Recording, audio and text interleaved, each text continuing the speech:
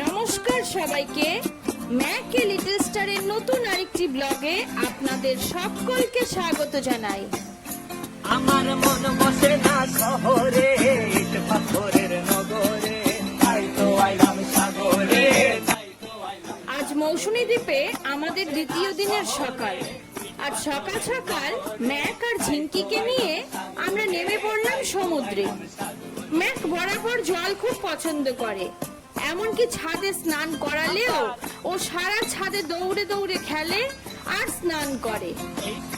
পারে আইসায় আমার মাতাল মাতাল লাগে, এই রূপ দেখিয়া মন পিঞ্জরায়। গতকাল আমরা মৌসুমী দ্বীপে আসার পর থেকেই ঝিঙ্কি ম্যাকের সাথে খেলেছে, ম্যাকের সাথেই খেয়েছে, আবার আমাদের ঘরের সামনেই শুয়েছিল। যদি যাইতে যাইতে এই সাগরের পারে, মালা গাইথা কাটাই দিতাম জীবন ধারে। চারদিকে জল দেখে ম্যাকের আনন্দ যেন আর ধরে না, সাথে আবার ঝিঙ্কি। ম্যাক মৌসুমী দ্বীপে এসে থেকেই বেল্ট চেন ছাড়াই ছিল, কিন্তু সমুদ্রে এসে ওর অবস্থা দেখে আমরা ওকে বাঁধতে বাধ্য হই, এই ভয়ে, কারণ আনন্দ করতে এসে কোনো দুর্ঘটনা না ঘটে যায়।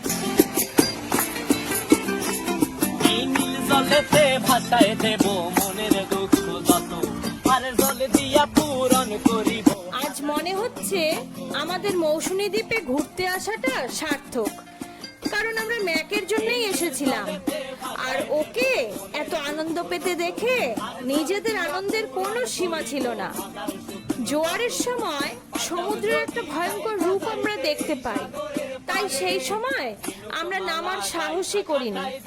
সমুদ্রের ভাটা দেখতে পেয়েই আমরা সমুদ্রে নামার সিদ্ধান্ত নিই।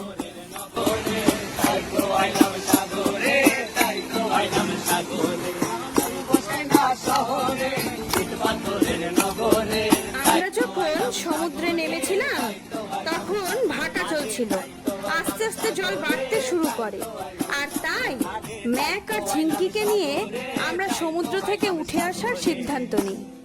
টাটা।